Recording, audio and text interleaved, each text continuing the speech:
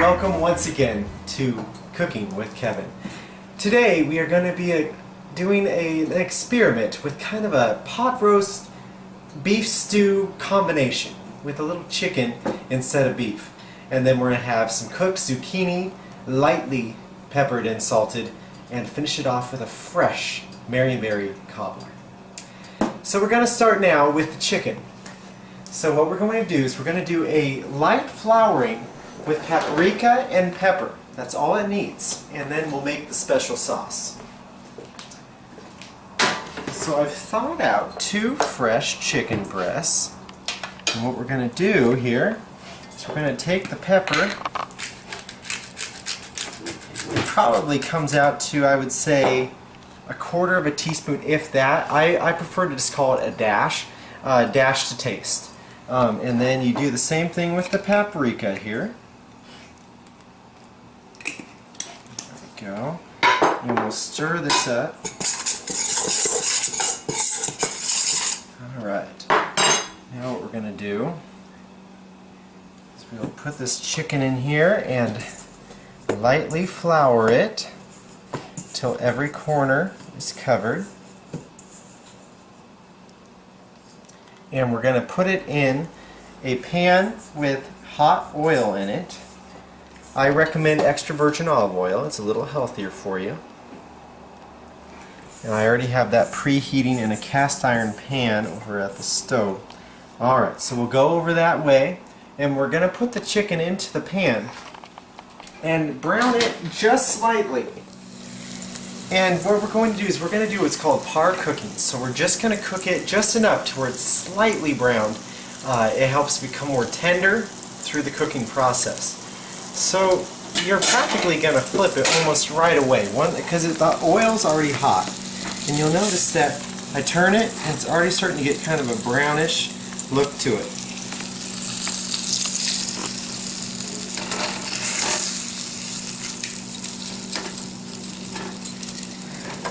Make sure the oil and whatnot is kind of spread around in there.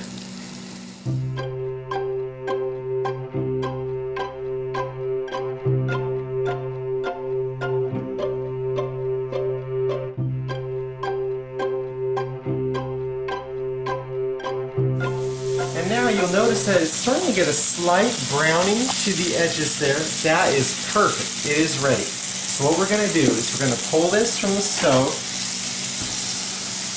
Turn off the heat, and we're going to go now and make the sauce. Alright, so my sauce, it's a quick and easy recipe. Anyone can do this. So it's a can of cream of chicken soup. I prefer Campbell's. Tends to have the more creamy, smooth consistency that makes a great sauce base. It's a 10 3/4 ounce can, standard size. And shake out what you can. Otherwise, we'll get a small spoon out here and kind of get the excess. Alright. Now what we're going to do is we're going to get a Lipton recipe onion soup mix. It doesn't have to be Lipton. I think it has the best flavor, but there are several other brands. And we're going to do a half packet, only a half packet of it. I already have it pre-measured out. We're going to kind of mix it in.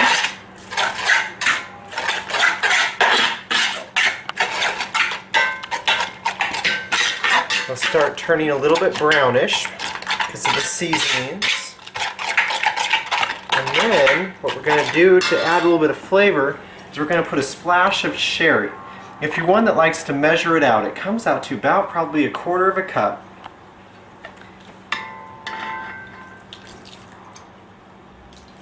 There we go. And mix it in till well mixed.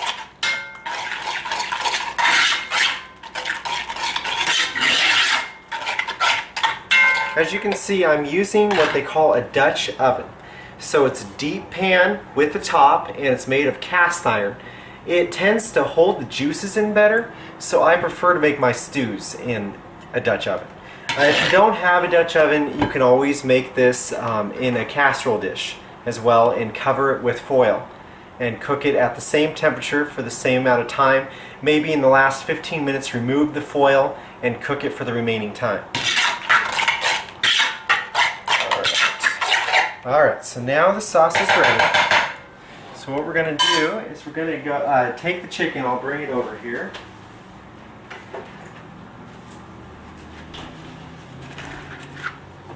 And we're going to put it in here right on top of the sauce.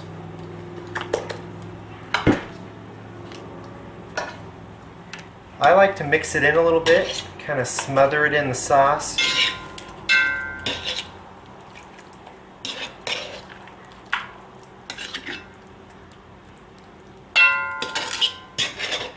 Perfect. So when you're done, you'll have it positioned evenly spaced to where it's not overlapping at all. The chicken breast should be separated and evenly distributed in the sauce. Now what we're going to do is we're going to put the top on here, and we're going to set the oven to 350 degrees. And once it's preheated, we'll put it in the oven at 350 degrees for 2 hours.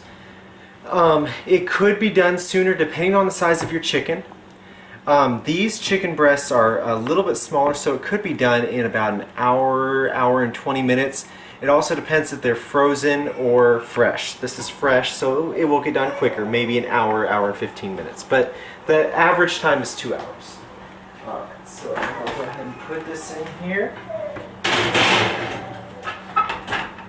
Alright, and I'll set the timer.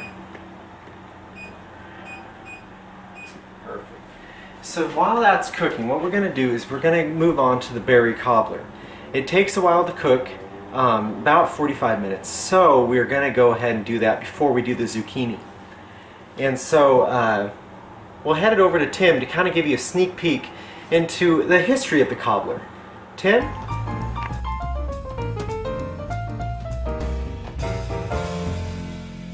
Well, thank you, Kevin. Today we're giving some factoids about cobblers and how they're originated and just some different varieties that people may know them depending on where you live at. So beginning back to where it originated from, it started back when American first started here in America with the 13 original colonies. They had to make a different variation with it, so they didn't have the right cooking equipment, and so it was like a pudding substance, a suet pudding is how they originally made it, and the word cobbler means wooden bowl, and so it originally pretty much like a big wooden bowl, deep dish with different pudding varieties. And then in different colonies they use different fruits like blackberries, strawberries, whatever was in season at the time. And also in the UK and the Commonwealth they use different kind of meat, and so it's more of a meat cobbler like lamb or steak or whatever they could find then. So different names. And so here in America we have the grump, the slump, the dump, the slonker, and the cobbler. So just to finish up, wrap it up today, we're just going to give you a little definition of where it came from. Cobbler is originated from the United States and the United Kingdom. And it's pretty much just a pie crust, a biscuit, or a deep bread crust filled with different fruits or different pie fillings. And that is today's cobbler information. And that's In the Know with Tim. Right back at you, Kevin. Thank you, Tim. Now we're going to head off to the berry cobbler. The sauce is the most important part in my opinion. It will make your berry cobbler a hit. So first off, we're going to start with 3/4 of a cup of regular water. And we're going to add 2 tablespoons cornstarch, 1/4 teaspoon of vanilla extract, 1 teaspoon lemon juice, and 1/2 teaspoon of cinnamon. So we're going to mix this up and turn the heat up to about medium heat, thereabouts, medium high maybe, and stir it until it starts boiling. for about a minute.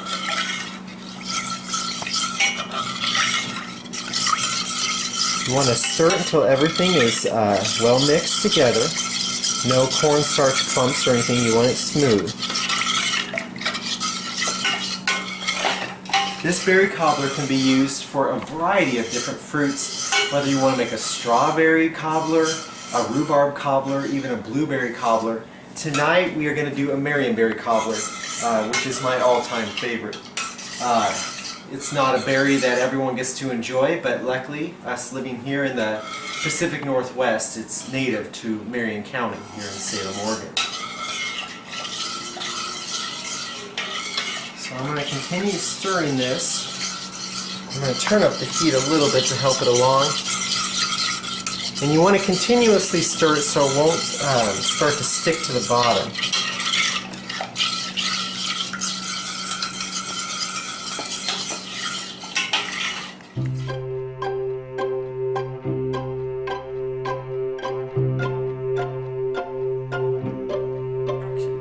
Do you have a burning question or comment that you want me to answer?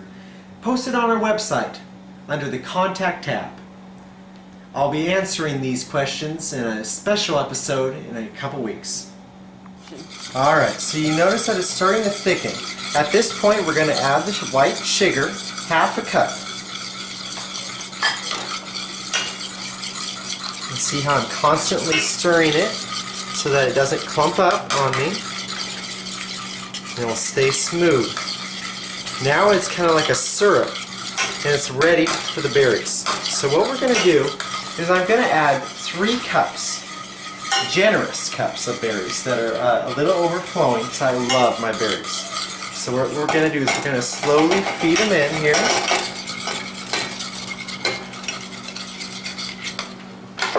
And mix it around just so that they get coated.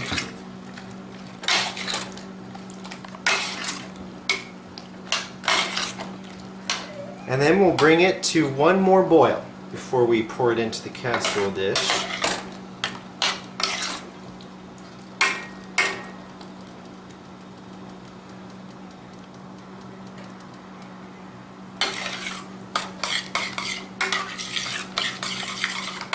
So you can turn up the temperature like I did, but you, like I said, you have to be constantly stirring because it can sneak up on you and burn it to the bottom of the pan, and there goes your sauce. So I do recommend more of a medium heat, slowly but surely get up there. You'll see that it is thickening up. See how it kind of sticks to the spoon when you put it in? That is very good. Alright, so it is ready now. So what we're going to do is we will pour this into here.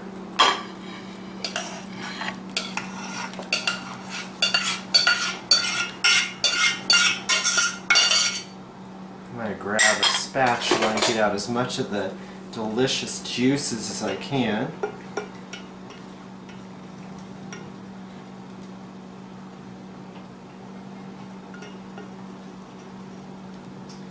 Alright, and then kind of even it out. You're probably thinking now, like, sure, yeah, there's the berries, but where's the topping? That's what we're going to do next. Alright. So we're going to proceed over to the mixer and make the topping. It's going to be quite easy because if you recall, back in a couple weeks ago we did banana cream pie. The cobbler topping uses the same recipe as the pie crust, but we crumble it up on the top. It makes for a delicious topping. So what we're going to do here is we're going to do 1 cup flour,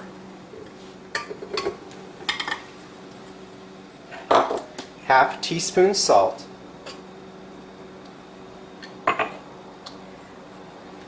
and 1 tablespoon sugar, 1/3 cup oil, canola oil. Alright, and we will mix it now on low speed until it just starts to crumble. Alright, at this point, when there's just starting to get crumbles, we're going to add 1 tablespoon cold milk. And we'll continue mixing it until it forms a mostly cohesive dough, but in crumbs.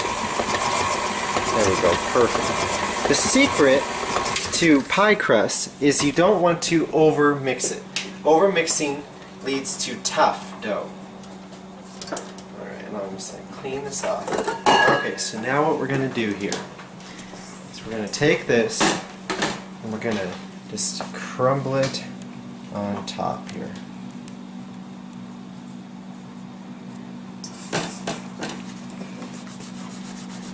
There's a variety of ways that you can crumble this on here. I like to rub it in between my hands. It kind of breaks it up a little bit. And just keep doing this until all the dough is gone and it covers all the berries.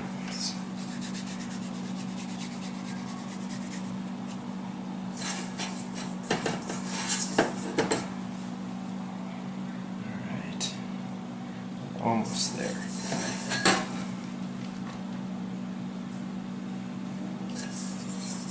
Alright, I'm just going to pour the last bit of crumbs there and kind of spread it out. Perfect.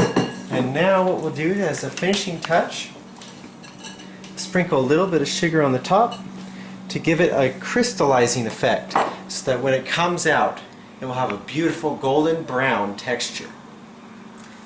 Alright, so now what we're going to do is we're going to preheat the oven to 350 degrees, which it should already be at that temperature because you're cooking the chicken stew. And you'll put this in for about 40 minutes or until the berries start bubbling, the berry filling. And the topping should be a golden brown. So I'm going to stick this in here. I'm going to get that cooking. And then now we'll get ready to do the zucchini squash. But first, I'm going to show you how to cut the vegetables. Watch here.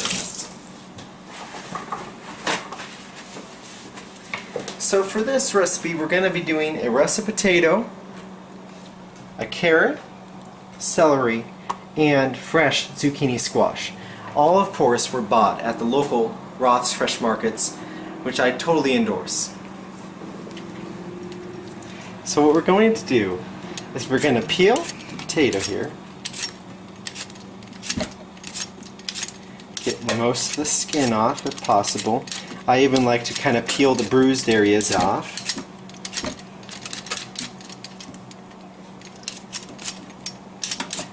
And once we have it peeled, then we're going to cut it into cubes. And I'll demonstrate that right here.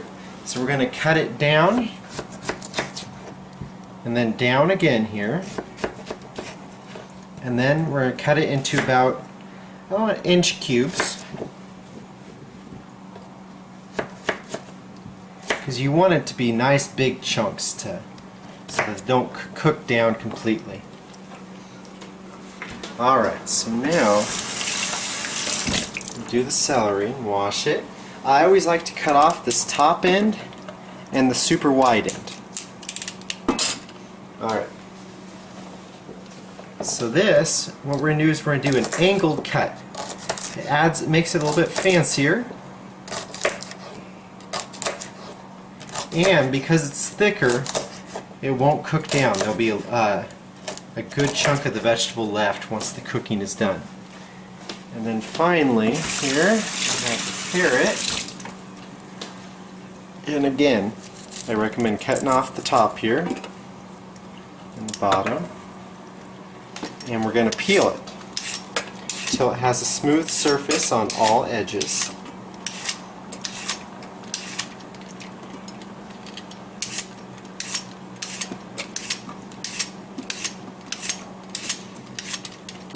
Alright, see how it's smooth? Now it's ready. So what we're going to do here is, we're going to do an angled cut.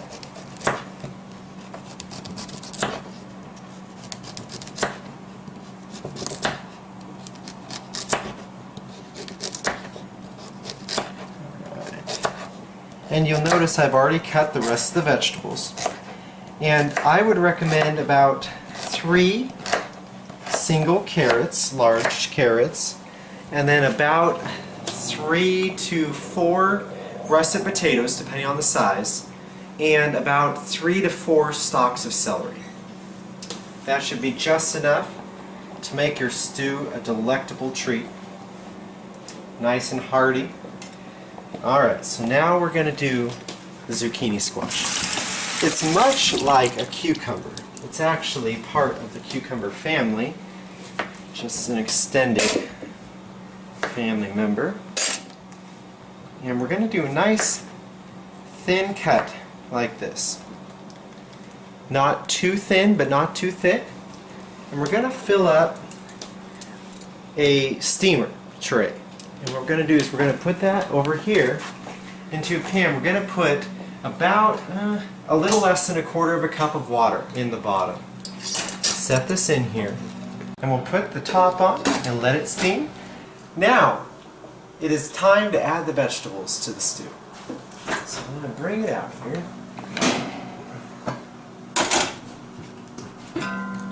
Ooh, look at that. It's coming together nicely. So I'm going to bring the vegetables over.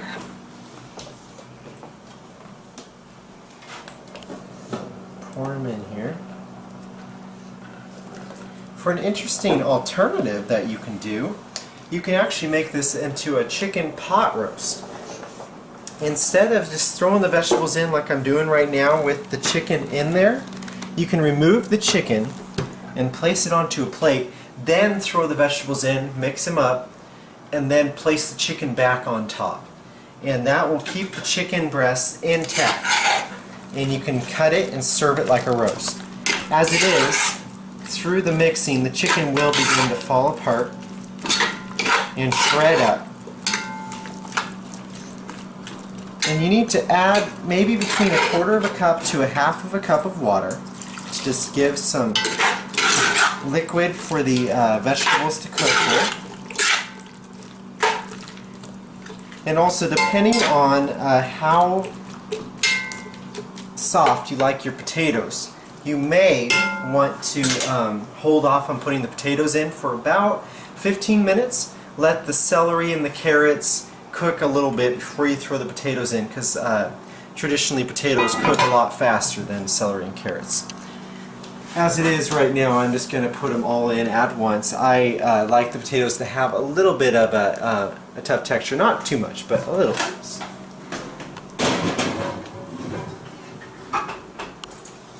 Alright, so we'll let that cook for another ½ hour or so. It could be maybe closer to 45 minutes depending on how thick you cut the vegetables. Bring it out periodically, stir it, and check the vegetables with a fork. Once the vegetables are done, the stew is ready to serve. So we'll wait for the squash to finish steaming, and the cobbler should be done in about 27 minutes, and it is already starting to smell delicious.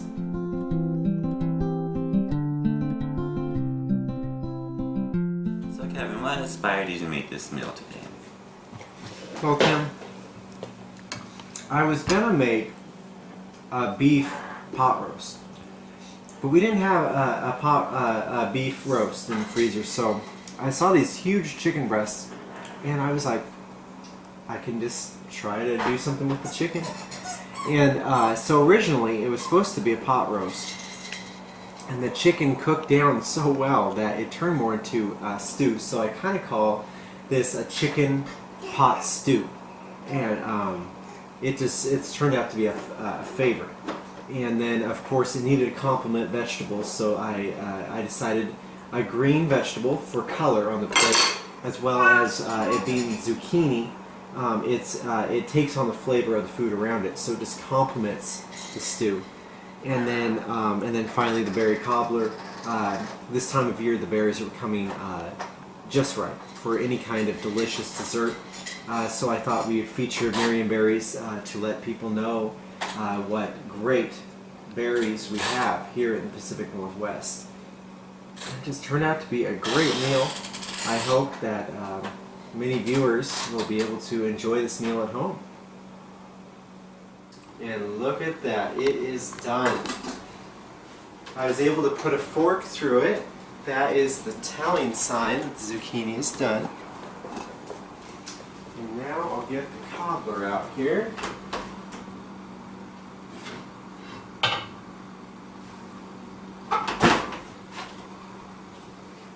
Look at that. It's beautiful. The berries are bubbling. The crust has began to brown a little bit there. And so now we'll serve it up. So I already served up some of the chicken stew right here. You'll see that the chicken just dissolved and shredded to make for a nice meaty, hearty stew.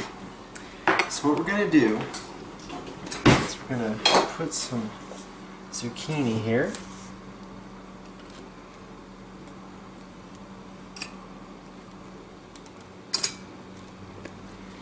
And for a little added flavor, we'll put a couple dollops of butter here.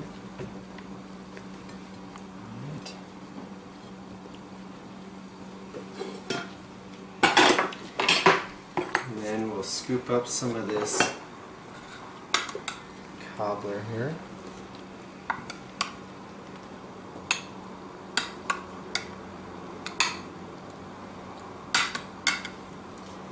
And there we go. We have a nice hearty chicken stew. Fresh steamed zucchini, lightly salted and peppered, with a fresh Marionberry cobbler. Thank you again for cooking with Kevin.